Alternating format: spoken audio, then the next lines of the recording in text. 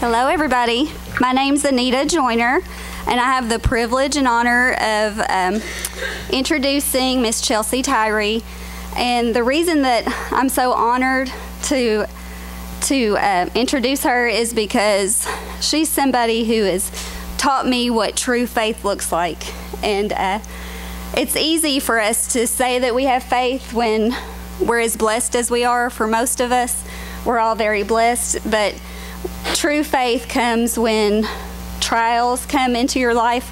And so I think you guys are going to love hearing Chelsea's story. And so here she is, Chelsea Tyree. Thank you.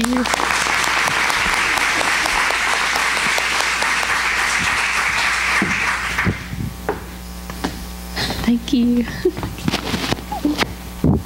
Okay. Hi. Is this on? Okay, cool. It didn't sound as loud as I thought it would.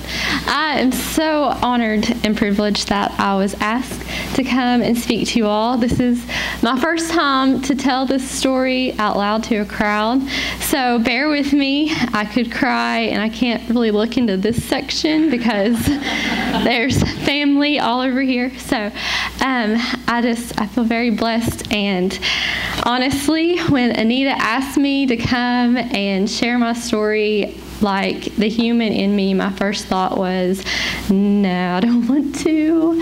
I don't like public speaking. This interrupts my routine, you know, all those things. And that was God trying to get me out of my comfort zone. And I could not say no. I knew what I had to do. And God kept revealing that to me little by little. Even after I said yes, I still had that attitude that I didn't want to. But God just kept on revealing to me that I needed to be here tonight, and I know it's not by chance that each one of you are here tonight, because you all need to hear it. I was actually blowing dry my hair one morning, and I had it on the Hillsong channel, and I was having one of those mornings like, when am I going to start that PowerPoint? I've got so much I need to do. And then this verse came on the TV, and I'm going to read it to you all. It's Matthew 5:14 through 16, and it says, "You are here to be light, bringing out the God colors in the world. God is not a secret to be kept. We're going public with this, as public as a city on a hill. If I make you light bearers, you don't think I'm going to hide you under a bucket, do you? I'm putting you on a light stand to shine. Keep open house. Be generous with your lives. By opening up to others, you'll prompt people to open up with God, the generous Father in heaven." And I heard that verse, and I was like, put me on the light stand. I have to tell this. So, my first slide here, I put God is greater than us, and I want you to remember that as you hear the story, because it's all about God. It's not about me and Josh. It's not about our families. It's not about any of that. God is what it's about, and God provided everything we needed. So I'm going to go through and start now. So a little history about me. I'm just a small town girl raised in Williamsburg, Kentucky. It's past Lexington, southeastern Kentucky. And I learned to value being in that small community and the support you have being there. And God kept revealing that to me as I got older. I was raised in a Christian home, very, very blessed, with a great mom and dad. And I can think of things in my childhood that I can see shaped me. And I know one of them was my dad would read Bible stories to us growing up. And even though I'd probably fall asleep half the time, like that was ingraining something in me, and I didn't even know it. And my mom stayed at home with us, so that was a very big blessing in my life, because I got to see her and how she served my dad and how that was her love language. And I got to just grow up seeing that Christian marriage and the importance of church. I'm a sister. I have two sisters. I'm the middle child, and I feel very blessed being the middle child because I get the older sister and the younger sister, and I feel like we have a close bond. And I love the saying, God made us sisters, but hearts made us friends, and I truly believe that. And they have been great. They've always been someone I can lean on. So when I was 15, I kind of wanted to go into some things that really impacted me just growing up. My mom got diagnosed with breast cancer, and that, I think, looking back now, I can see how God used that experience to shape me, because I got to see her strength through that, and I got to see how that strength came from God. And then not long after that happened, within the same year, I started having really bad back pain. And I put a slide up. Can you all still hear me when I turn a little bit? Okay. I put a slide. I had to have a spinal fusion done. I was born with it. We didn't know. And I was doing sports, and it found out that my spine, I had forward slippage. So they had to go in, put screws in, move all that back. It was an 8-hour surgery. It was a big deal. I probably didn't take it as big of a deal as it was as a teenager, but it was. But I see how even that struggle shaped me, because I was going to therapy all the time, and I was impacted by the therapist there. There were times some of them would give me a ride home because I would stay to do more exercises just because I wanted to get better. And I think God put me through that too, because I needed to feel what it was like just to even be in an MRI machine. I even thought that far into it, or just what it felt like to have that scared feeling and have to pray. Like the Lord showed me as a teenager He brought me to my knees, and I think that helped shape me for what was to come. So we can go to the next slide. Let's go back to that slide first. Okay, the very last point here. So I ended up going to EKU because I wanted to do occupational therapy. But my first year I spent at Cumberland College in my hometown, and I had never felt so restless. Like, I knew I needed to transfer. I knew I wanted to be this therapist, but that restless feeling was in me. And looking back on that, I feel like it was all part of God's bigger plan, was to get me at EKU. So now you can go to the next one, because then there was us, me and Josh. So this was us when we were dating, and this was us right before he proposed. So we dated for 4 years in college. How we met was, I actually first saw him when I was in high school, and I attended a crossings camp. I guess some of you are familiar with Jonathan Creek. My church took a group of kids there too. So that's when I first saw him, and everyone thought he was so cute. They called him Crutch Boy because he was on crutches. And I remember that signature Atlanta Braves hat, and he was really tall.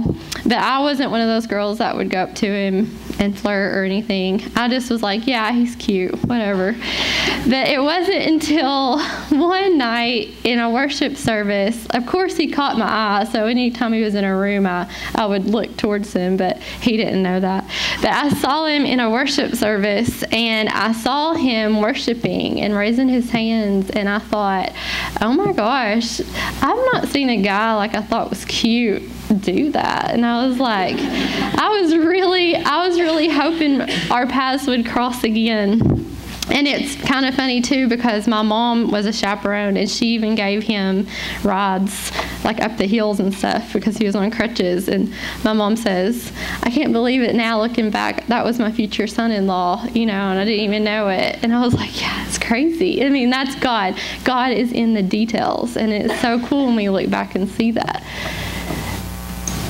So then he proposed. We were in Cancun. His grandparents, Nanny over here, they took us to Cancun for their 50th wedding anniversary, and that is when Josh proposed, and it was so romantic. I always say it was right off like The Bachelor or something, because we were on the beach and it was just me and him, and it was just the best day. And I was saying how I didn't even look at my ring until we got back to the hotel, because I was just so excited that I was going to be his wife.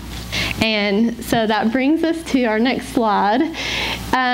We got married 8 months later, and it was the day that we had dreamed about.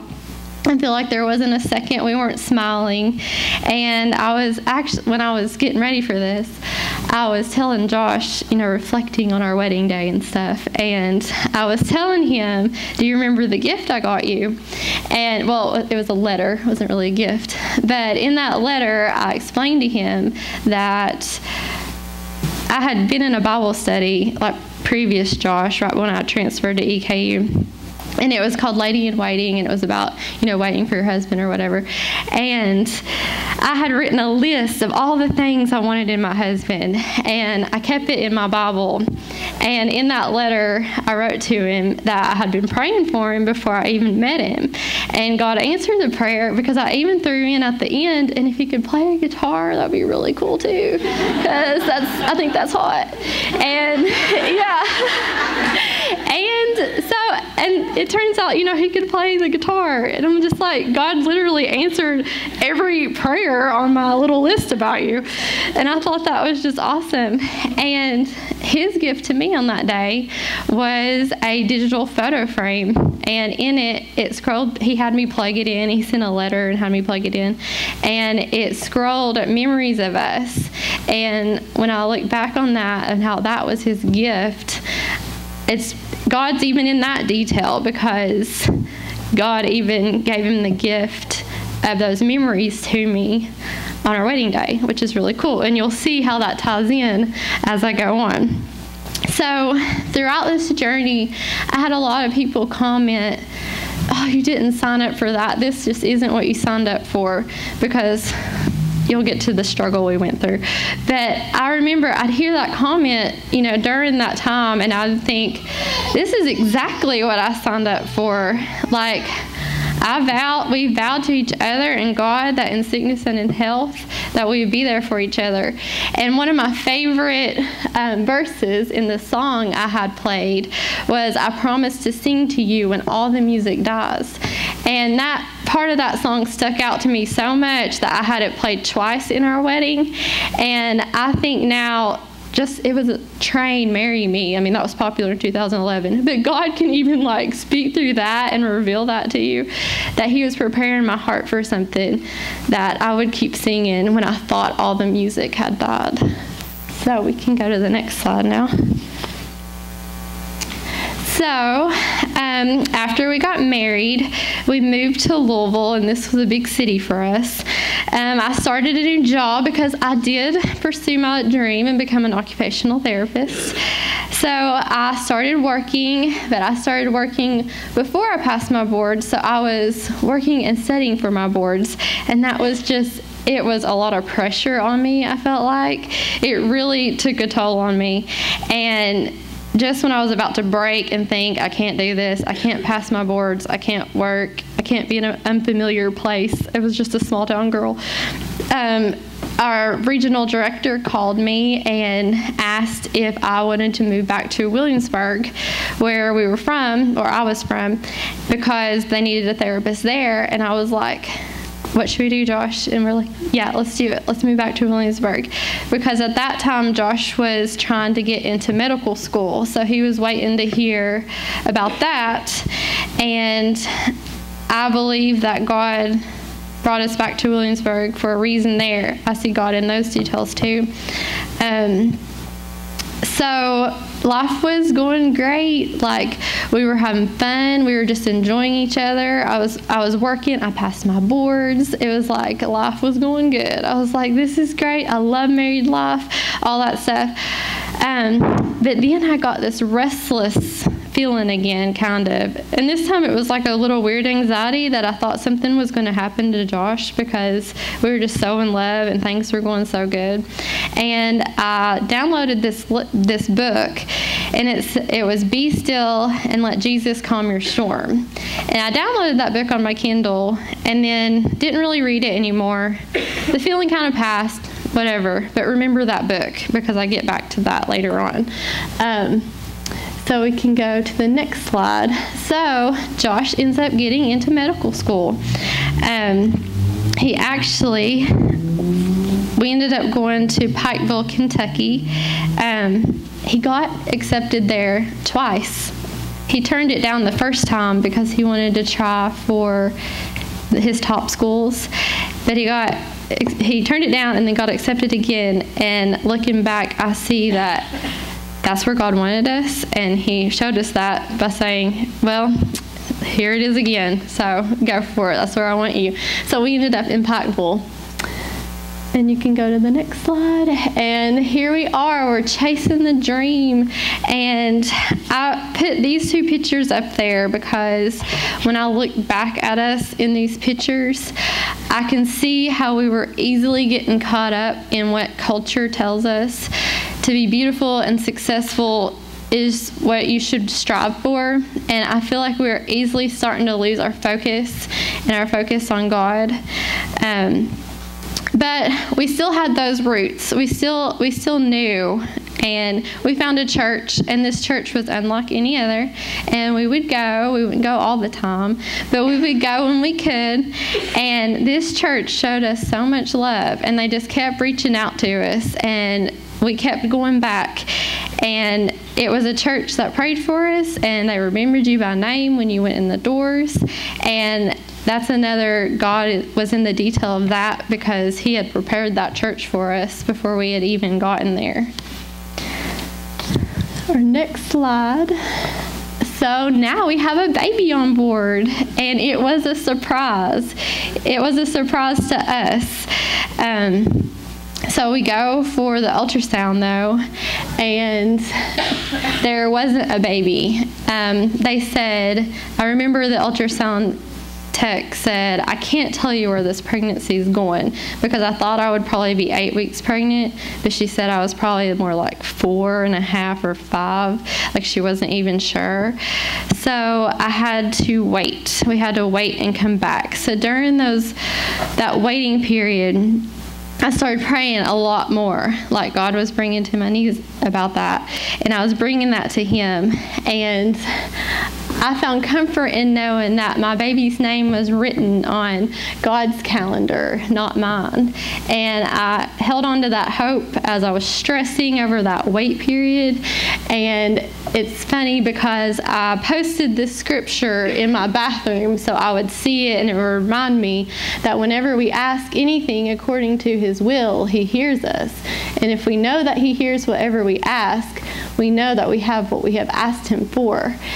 And that's the verse, and I hung it in my bathroom, and there was God again in the detail, because he was preparing me, he was preparing my heart for the next step. And that was when Josh started having severe headaches, and we didn't know why. So we can go to the next slide now. Okay, so this was about, I guess, 2 weeks after we got to go and hear the baby's heartbeat. So there was a baby now, and there was that hope was alive. And so Josh calls me while I'm at work, and I was working in West Virginia at the time. And he tells me that his professor had walked him over to the hospital to get an MRI because the headaches were so severe, it was just messing with his quality of life and messing with him performing on his exams. And this doctor realized that. And so he walked him over, and he had a VIP MRI. The doctor took him straight to the MRI, and they had found a mass. So he calls me and says I need to get to the hospital with him. But he's super calm, like always. He was calm about it. But I had to drive over the mountain for 15 minutes in tears, just pleading with God and asking him to please protect his brain. And I prayed against cancer, and I would just pray and pray that everything would be okay. And once I got there, we met a doctor. His name was Dr. Foddy. And this doctor, he's another one that would be in God's plan, because he cared for us like we were his own family. He gave me his cell phone number that I could text him. He would check on him. So you'll hear more about him as we go to the next slide. So the mass, you can see it above his eye in the middle of his forehead right there. It was kind of graphic. But so that mass, they tried to go in and just biopsy it, but they couldn't. So then they call us back and say that we need to just take it out and do a full craniotomy. So that's what they did here. And I was 12 weeks pregnant by this time. And I had actually my 12-week appointment was scheduled for this exact same day, and Josh still wanted me to go, so my mom went with me just to check on the baby and see while Josh was in surgery. And I remember just crying because they said they wouldn't do an ultrasound that day. They don't do those at 12 weeks. And I was like, but I need to hear the baby. I just want to check on him. Or we didn't know it was him at the time. But I just need to check on the baby. And they ended up letting me do a Doppler, over the belly. And they said sometimes at 12 weeks you don't hear them, but I got to hear the heartbeat, and I feel like I needed that, and that was God comforting me and giving me that strength to press on. So we can go to the next slide. So we put this slide in right here because the blessing is hard to describe of our family and our friends and the churches and the support we've given. And I didn't know at this point in time exactly how much that would mean to us and how much God would use them for me to rely on and for them to give me strength. And each person was used by God in their own way to impact me in a big way, and Josh. And the love for our parents reached a whole new level because their faith and Josh's parents were right there, and the faith that they demonstrated to me and the positive attitude, just totally, God used them to teach me and to grow my faith. So we wanted to, and this picture, it represents all of our family and our friends and just how we couldn't have made it without them. So we'll go to the next slide. So he had the craniotomy, and we come home. Okay, so we get the call from Dr. Foddy. I remember it was late one night, and he called Josh's cell phone with the news that it wasn't cancer, and we were so relieved, and it was answered prayers. So they didn't know what it was. The biopsy and all the samples they sent everywhere, the doctors didn't know. So Dr. Foddy put him on all kinds of antibiotics. And you can see him. That's our fridge full of them. And they put a PICC line in him. And you can see the bottom picture. I had to make a schedule out on my marker board so I could keep up with when he had which one and mark them off, because it was all through the night too, and I'd change them out and I'd flush them. And I said, I didn't want to be a nurse. This is why I didn't want to be a nurse. This stuff freaks me out. But I learned how to do it, and I did it. And he actually tried to go back to school, and he took an exam, and he even passed it. So he still tried. He took his IV pole and everything. Because he wanted to be a doctor. So next slide. So now I'm 16 weeks, and this was his last week of antibiotics, and he developed something called Red Man syndrome. Y'all didn't know you're getting a science medical lesson as well. But you can see it's like a sunburn all over him. But we thought he was all better. We're like, we went through the antibiotics. He's going to be all better now. Like, he was doing better. And we got to find out that we were having a boy, which was so exciting because Josh got to be with me when we found out. So we can go to the next slide. So after that, he started going downhill, and he started going downhill fast because lesions started to spread throughout his brain, and he lost a lot of weight. He lost his appetite. So Dr. Foddy decided that he needed to be transported to Duke, and they sent him from Pikeville to Duke by an ambulance, which was 6 hours, and I was not able to go with him. I had to go with our parents in another car. And I remember sitting at his bedside. At this point, he's not himself with me at all. Like, nothing really interested him, or no conversation would engage him. And I told him, what do you think about the name Jace? And he didn't remember, but he had told me when we first got pregnant, before all this happened, that if it was a boy, that he liked the name Jace. And I had decided, since we knew it was a boy, I wanted to name him. And so I said, it's going to be Jace, and I'm going to name him after you, and his middle name's Michael. And he'd be Jace Michael Tyree, and same initials too. And he agreed, and we both liked the name. He liked it as much as he could at the time. And I texted my family and I said, we picked the name. It's going to be Jace Michael Tyree. And my sister was like, have you looked up what Jace means? And I hadn't looked it up. And so we looked it up, and Jace means a healing. And Michael means from God, or of God.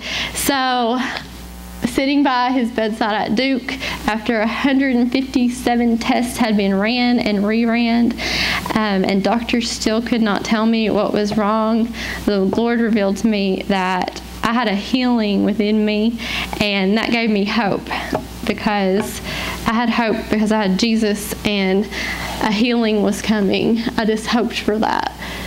Go to the next slide. Okay, so now Duke sent us back home, and we weren't home for very long at all before Josh went downhill. So Duke didn't figure it out. They sent him home on pain medicines, and Josh, his balance was really off, and he fell one night. I was actually not there, but his mom was with him. I had went to my nephew's birthday party for a little bit, but his mom was with him, and he fell in the bathroom, and that's how he has the black eye. And his mom has a really awesome story with how she experienced God helping her to lift him.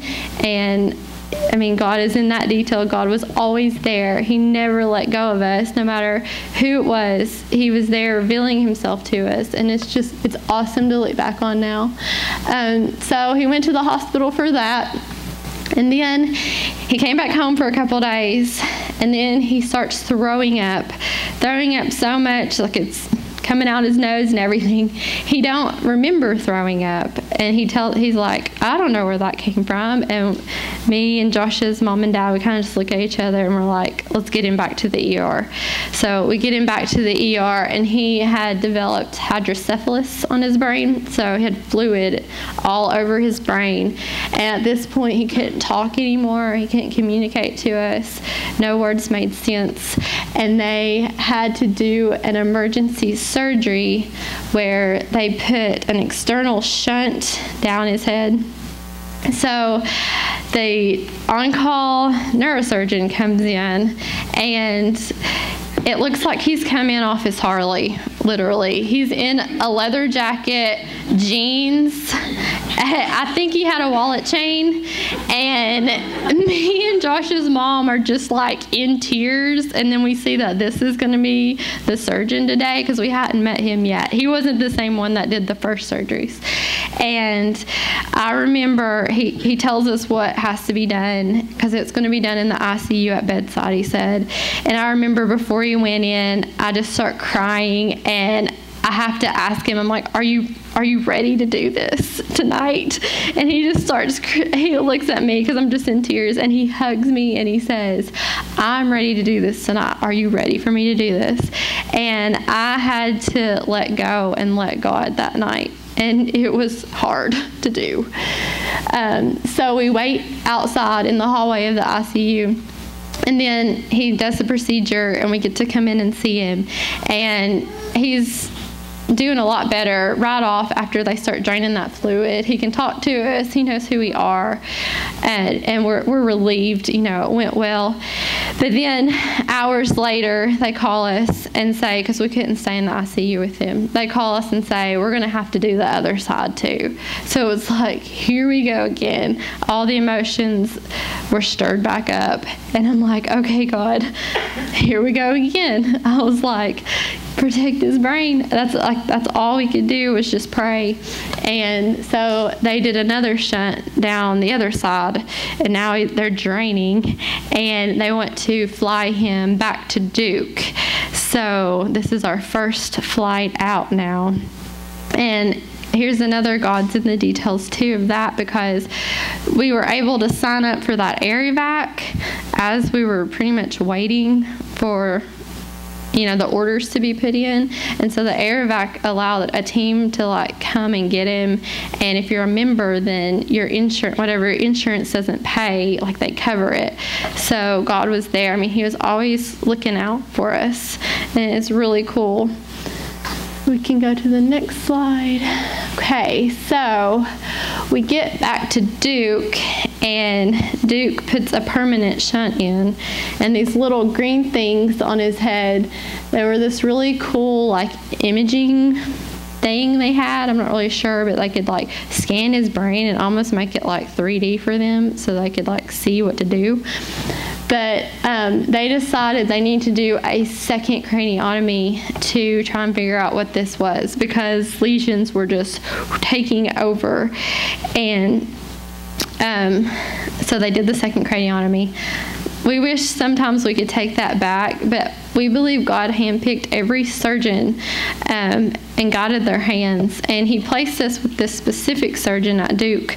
And I remember when we saw him right after the surgery, he didn't have the best bedside manner, but he said, "Don't worry, I didn't take anything he wouldn't need."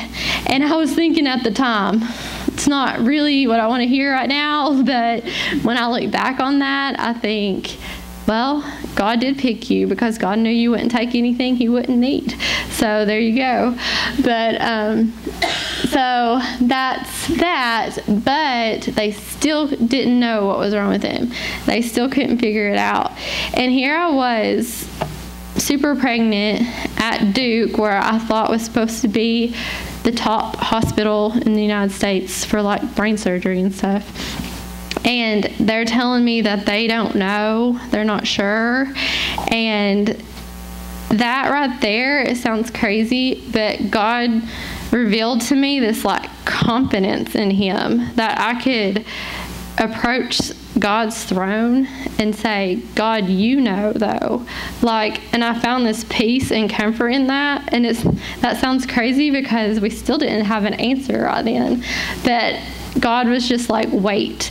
And so all I could do was take my request to the Lord, that is the God of the universe. I feel like I tended to keep him in a box when he is way bigger than that. He's way bigger than my life. He's way bigger than any situation. He designed our brains. He knows everything. So that point, I felt all right, it's time for me to approach God's throne with confidence, because no one else knows, because we are just human and he is God.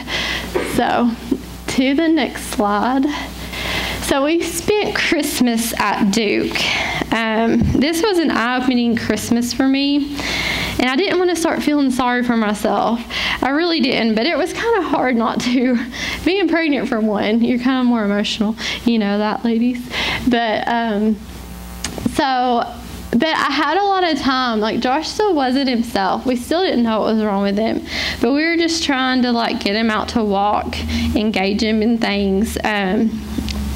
But I thought, every day is a gift. And that was revealed to me really clearly on Christmas, when we had no gifts or our normal tradition. It was just every day's a gift. I'm not going to get down on myself for not having my, American Christmas at home, even though I cherish those memories.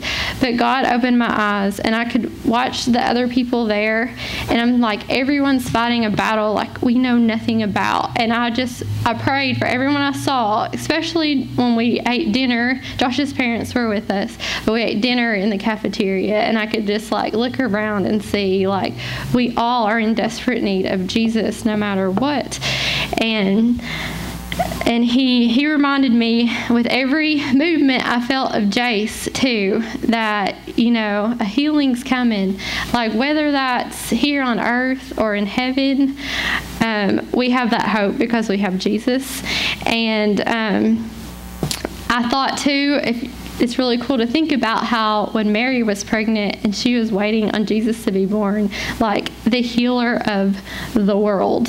And I thought of that, and I wanted to share that with you all because it wasn't a thought I'd ever had, like, how did Mary feel? Because I was waiting on, like, my little healing, my miracle to get here, but she was waiting on Jesus to be born. So that's something to think about this Christmas, too. So we can go to the next page. Okay, so we went home. And we were home for maybe almost a month because we got home on New Year's Day. And then in February, we were back at Duke. Josh, I picked up on things where he couldn't communicate well, and he was just saying off-the-wall stuff, and I'm like, something's wrong. My parents were coming to stay with us at this point, and I called them, and I called Josh's parents, and I'm like, I think I need to get Josh back to the ER. I was always questioning him and doing neuro exams. And I remember one thing he said that I'm like, okay, yeah, we got to go. Because he was like, I'm just going to go downtown and get something to drink. And I was like, downtown? And he was like, yeah, downtown. And he's like pointing at the kitchen. And I'm like, not downtown. So then I keep asking him stuff, and he just has no clue what's going on. And there it goes. My heart starts pounding, the ocean, the waves. I feel like I'm starting to sink again. I took him to the ER. By the time we get to the ER, he's unable to communicate at all. All he can say, they'll ask you what's your name. He would say intracranial pressure. They would say, how old are you? Intracranial pressure. Anything, where are you? He didn't know. He would just repeat those words. But when he would look at me, he would say, I love you. But any other question, it was intracranial pressure. But when he looked at me, he said, I love you.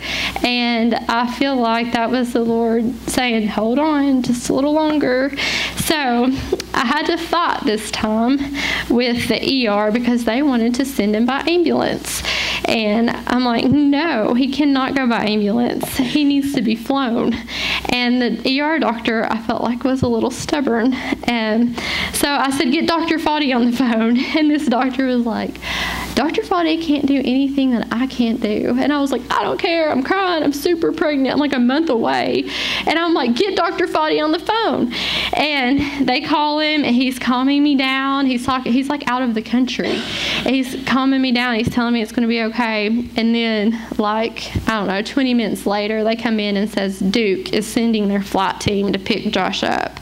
So Duke gets there to pick him up, and they say I am not allowed to fly with him. And I'm like, I have to fly with him. They said I'm too far along. It's too risky. And they end up letting me sign a consent to fly with him because I was thinking 6 hours of me in a car being super stressed out versus 30 minutes in a plane with him. I think I'll take my chances. So they let me fly. They let me fly back, and we get there. By that time, Josh's parents make it to Duke from Morgantown, and the neurosurgeon comes in. They know us now. We've been there enough.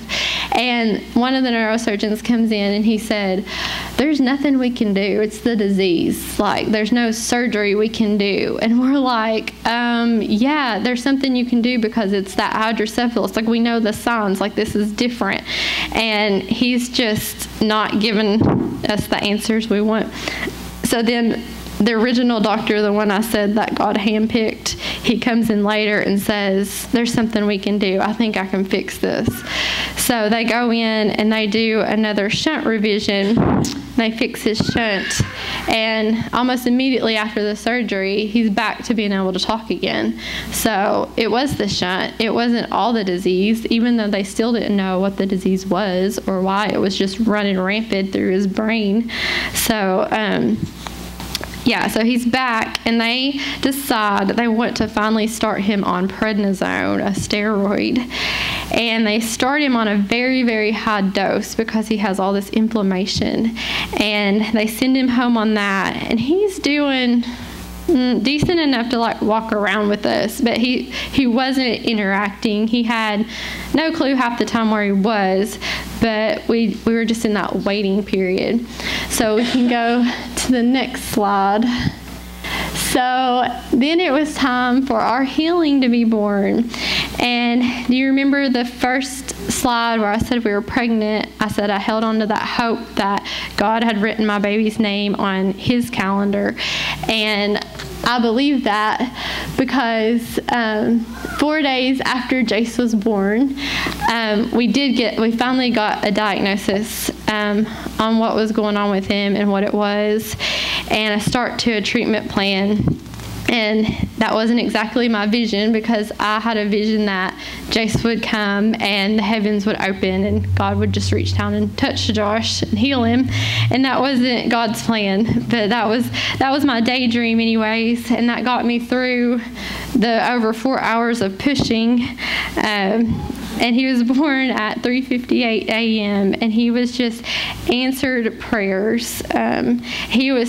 He was sent to me to be our gift, and I think just to mend my breaking heart, because it was breaking. It was breaking for Josh, and I think God was giving me that extra mommy strength. I understand what that is now, and I feel like he gives it to moms. He gives us that extra strength, and it was going to get me through the next days. So we can go to the next one. So after Jace was born, not long after, Josh's health still was declining. We weren't sure what to do. So Dr. Foddy, he was like, okay, I'm just going for it. And he started pumping steroids into him. And we were starting to see some improvements with that, because something had to be done. And then he ends up having like a small seizure, and he gets sent back to the hospital at UK. And I mean, there were days, and this picture I felt like showed it well, that I just had to just breathe. And I knew it was everyone's prayers that were sustaining me. And so we had that diagnosis. So I started searching the internet. I got on a support group, and I found this one girl reached out to me, and she said, that kind of sounds similar to what I have, and it's called neurosarcoidosis is what they finally diagnosed him with. And this girl told me that she was put on Remicade, and I think the Lord laid it on that girl's heart to reach out to me and tell me about this drug, Remicade, because the doctor at UK would finally say, let's try and start this treatment. But it was like this really strong chemo drug, and I was like, I hadn't heard of that. I hadn't heard of anyone on that in the group. And I said, well, what about Remicade? And he was like, let's try Remicade. He didn't know. So I was like, okay, let's try it. So they spent time trying to get it approved through our insurance, but it was really hard because there's no cure for this disease, and there's no drug that's FDA approved for it either, because it's autoimmune. So UK couldn't ever get that approved. So through the support group, I also found a doctor at Cleveland Clinic, and Josh's mom called and to try and set up an appointment. Like, we just did this on our own, and we couldn't get in until like months out. But God was in the details of that, because God moved him up on the list, because they called and said, we have an opening if you all want to come. And it was like in the next week or so, and we're like, yes, we'll be there. So that's when we started going to Cleveland Clinic. But before I get to that, we'll go to the next slide. So at this point, we were living in Pikeville still, but we had to figure out where to move after that. And I just felt led to go back to Williamsburg, where I was from, just for me, for my sanity, and I had a new baby, my sisters, my mom, I needed that. And we found a house to rent. My mom actually, it was for sale, and it's really close in the neighborhood I grew up. And she knocked on the door and asked these people if they'd be willing to rent this house. And she was like, sure, we'll rent that. They agreed, and we were just shocked because Mom said, I was praying really hard before I went to ask. And so we got to rent this house in the neighborhood I grew up, right next, close to my parents and my aunt. And when you look out the window of our house, you see the front of the church where we got married. And Josh pointed that out to me, that he loved that he could look out our window and see that image. And I'm like, that's just another thing. I feel like God God planned for us to be in that house. That's so cool. And you'll see even more how he planned for us to be in it in the next step that happened. But so then I started working at Williamsburg, where I went to school. I got to be the OT there and just work part-time so I could still be with Josh and Jace. And I worked closely with a speech therapist there, and we became really good friends. And she said, I'm going to start a GoFundMe account for you all. And I was just kind of like, oh, I don't know. But so she did, and I let her, and she shared my story. And I feel like God laid it on her heart. And then the outpouring of support we got from that it had God all over it, and Him answering prayers, because He was going to provide for us, and He laid us on others' hearts to give. And so that was such a blessing, because we didn't have to worry about how are we going to afford these trips or how are we going to get there. And Josh's parents even made a lot of sacrifices, and they sold their house and they built another house. But I feel like that was God's timing too, so that they could be there for us how they wanted to help us with our long trips to Cleveland and back. So that's just so cool, because God's hand was in it. So we can go to the next. So we finally get the infusion. It's time for our appointment, and we go. And what's really cool is that the nurses called me before we went and said, insurance approved it. They said they approved it in 24 hours. She said that never happens. We usually have to really fight with them over that. And I was thinking, that's answered prayer again. That is amazing. So he got to get his first infusion of Remicade. And right after that, we went out to eat, and we looked at each other and we're like, he's doing better. Do you think it could work after one infusion? And I was thinking, if God wants it to work, it'll work. So we saw a change in him, and that gave us hope. So the next slide, prednisone got me I asked Josh what to name it, this slide, because so all the prednisone, and they put him on, it just blew him up. He gained 100 pounds in 3 months, I think it was. And it was just making him feel awful. I guess he couldn't really communicate a lot to me about that, but so it put all this weight on him, and this was hard for me. It was hard for me to I went through so many emotions, and it was hard for me to now even see him not even look like himself to me.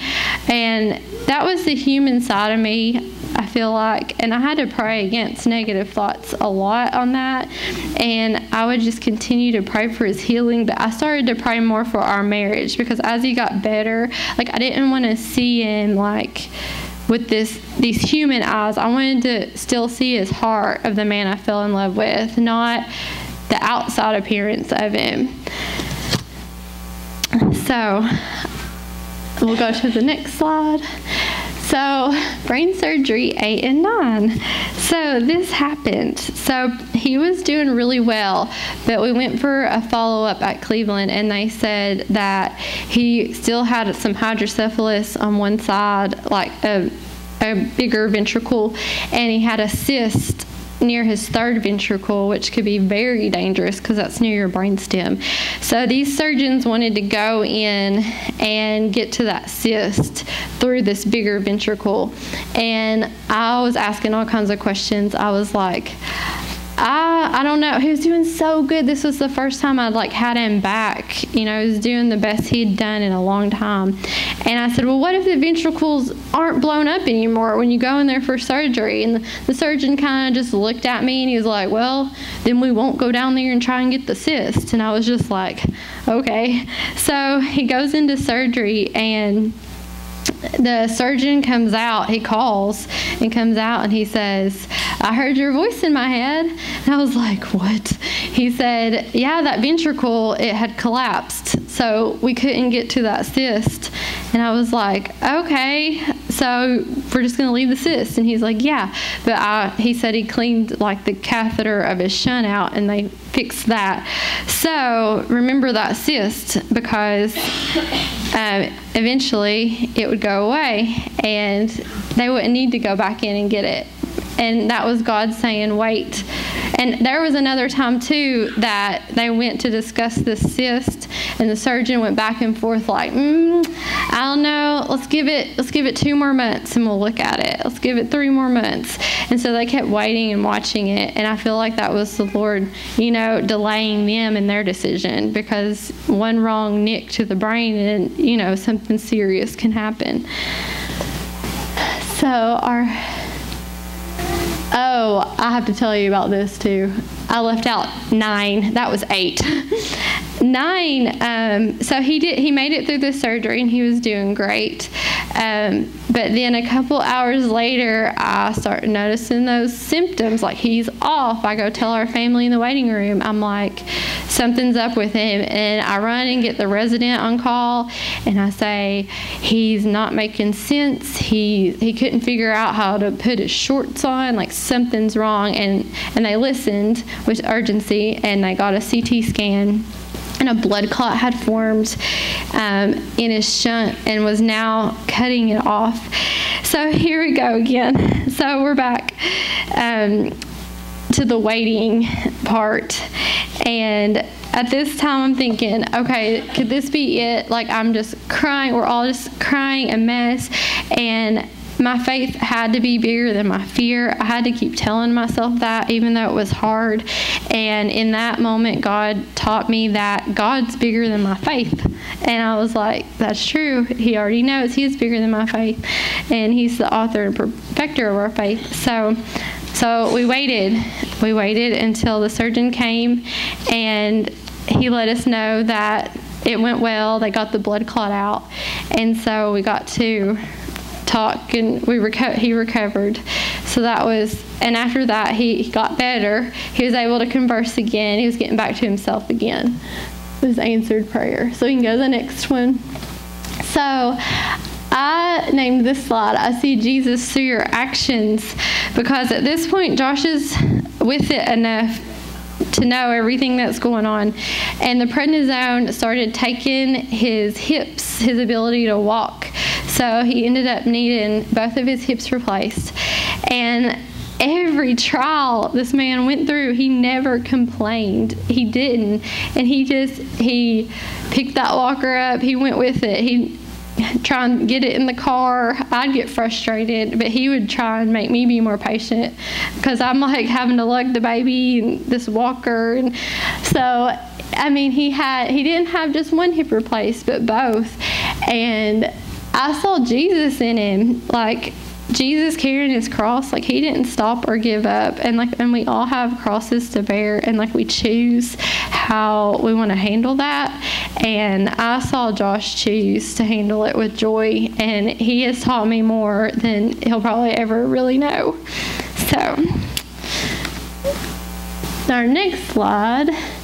So he had his hips replaced, and we make it a year and a half with no surgery and new hips. He's doing good, and it's just awesome. Every day I wake up and it's just such a gift. I'm so happy to have him with me, even when I get frustrated with him. So we make it that year and a half, and then here we go again. One night, he's wanting to run to the store, and he has a list. And I'm like, well, what's on your list? I might add some stuff to it. And his list makes no sense. I'm like, what are these words? And he sees them as milk, bread, but they say just jumbled up letters, and he doesn't get that I'm not seeing what he sees. And I'm like, what is going on? So I'm starting to really, really worry about him by this point. And I call Josh's parents. I call my parents. I have my parents talk to Josh. Josh has a conversation with my dad and sounds fine. So I'm like, what do you think? I'm like, I don't know what to do, because Josh is convincing me at this point that he's okay. And he had never been able to do that before. So I was like, okay, I just told Josh's parents, maybe y'all should just come on to my house and we'll see how he's in the morning. I don't know. And so they did that, and we woke him up that morning, and he doesn't know where he's at. And then he starts throwing up.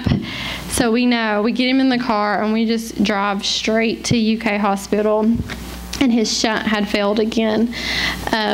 So that's what you see in this picture. And that he's with Jace with his Transformer bots. So I'm going to leave it on this slide too. But so his shunt failed, and we got to go home, and he made it through. But he didn't seem the same. Usually after the shunt failure surgeries, he would almost seem all better and could talk to us again after. But it was different after this one. They'd ask him questions, and he would just say, it's funny what he said, because he'd say, JoshTyree.com. JoshTyree.com. I don't know how the brain works, but that was his word he would say over and over this time. And I'm like, something's not right, because usually after the shunt revision, he's better. But he got a little bit better each day, and they ended up sending him home. And when he got home, he didn't know where common things were in the house. He didn't know where the silverware was, or he didn't know where we kept certain things. And I'm like, something's still just not right with him. And Josh's dad ends up coming to stay with us for a couple days. And this particular night, Josh was really tired. He could still talk to us and stuff, but the memory was just off. And I remember we were laying in bed to go to sleep, and he told me, he said, I'll be better in the morning. And I was just like, okay, you'll be better in the morning. I believe that. And during the night, Jace had woke up. So I ended up falling asleep in Jace's bed. And God was in the details of this, because Josh's dad was there. And Josh's dad had woke up early with him that morning. And Josh had grandma seizures.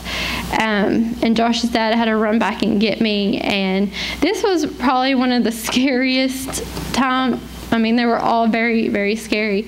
But this one, just seeing him go through that, and not being able to do anything to help him but call 911. And we were crying out Jesus' name, through the house. We were just pleading and just asking, please help him, because at this point he stops moving his right side, and the ambulance gets there, and they fly him back to UK. And we were definitely just crying out Jesus' name, because we didn't know what else to do. And I feel like he was there with us. He was. Even though, in the midst of it, I'm just losing it, but he gave us the strength, and he protected him. He's a miracle. He protected his brain. So we get to UK, and he starts having some movement in his right side again. And the doctors, they don't know what caused the seizure. We heard that a lot. We don't know. It was a perfect storm of things. But the doctor comes in, and it takes about 3 days for him to start coming back to us. And by this point, we're setting up to get him into Cardinal Hill Rehab for like his cognition, because he's not able to do simple math like, what's 2 quarters, or can you tell us the months? He couldn't do any of that. It was like we were giving him this really hard equation. So we're like, okay, we're getting him into Cardinal Hill. And, we're praying through this like, God's going to get us through this too. He's going to get us through it. And so like 3 days later, so the doctors come back in and they're like, tell us your name. They do a neuro exam, and he's like, Josh Tyree, tell us about yourself. He tells them all about themselves, and they kind of just look at us like, he's doing better. Like, he didn't qualify for Cardinal Hill anymore. It was answered prayer again. Like, God was constant in that, and it is so cool that I can tell you all that. So we got to go home, and a really cool story about when we got home. So we stopped at Crackle Barrel on our way home, and we're like walking out, and a man runs up to us. We're like near my hometown at this point eating, and a man like runs up to us, and he was like, Josh Tyree. And we're like, yeah. He said, man, it is not by chance that I'm seeing you at Cracker Barrel today. And I kind of knew who this man was, but Josh didn't at all. I'd never talked to him before. But he said, I get up really early in the mornings and I do my prayer. And I lifted your name up in prayer. And God told me to tell you this was the day that everything changes. And he prayed with us, and he said that God told me this story would be shared for generations to come, and this was the day everything would change. It was really awesome. It was really awesome. So we can go to our next slide. So now, Josh continues to get his infusions. And we see how through all this, like, God is transforming us from the inside out. He really is. To see him in the mundane and to see him in everyday things, because he's in all of our details of our life, and he cares about each one of us. The next slide. So do you remember the lyric that I loved? I promise to sing to you when all the music dies. Well, the music will never die when you have Jesus in your heart. It really never does. And I heard in a sermon once, we're like a guitar, and in order to tune a guitar, you have to put stress on the strings to play that beautiful music. And God is just tightening the strings just a little bit more each time to play that beautiful song, and it's to bring him glory. And he showed me that through it over and over again. And I'm forever thankful for that. And I heard this in a sermon too, that it says, if we stay stuck in the reason, we'll miss the revelation. So if we would stay stuck in why this have to happen, why, we would miss the revelation. And it was for God to be glorified and for him to deepen our faith in him. Go to the next slide. So now I want to invite Josh to come up here. I want to introduce him to you ladies.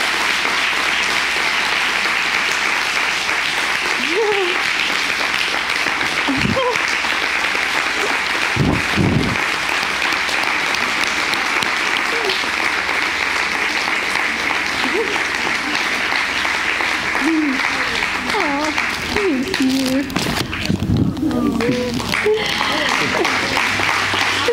Thank you. So, just in our deepest wounds, we saw God's glory, and it astounded us. It astounded our family. Like, we saw God's glory in what seemed like the worst times. And under each one of your all seats, some of you may not have one, I might have ran out, but there is a glow stick. Yes, there's a glow stick. So now the lights can dim, and I want you all to break your glow sticks.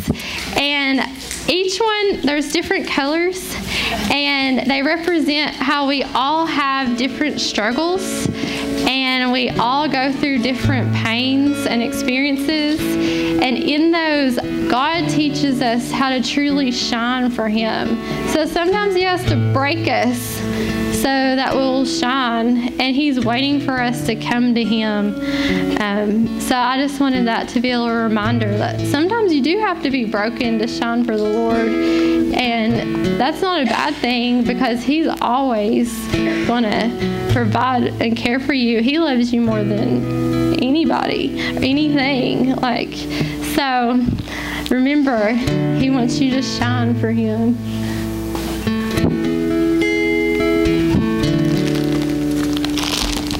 Oh, you can go to the next slide. You guys will pray with me. Dear Lord, I praise You for the ability to shine through any situation in a life, for your constant love and for Your redeeming power. And I praise You for just the blessings that are in disguise sometimes.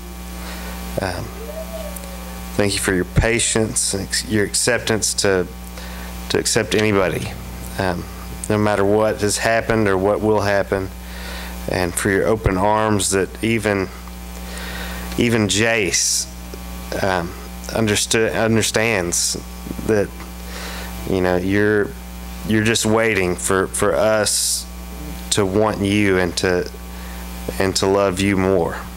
God, I pray that You be with all of us in any situation in our life, and that You would continue to show Your love. We thank You. Amen.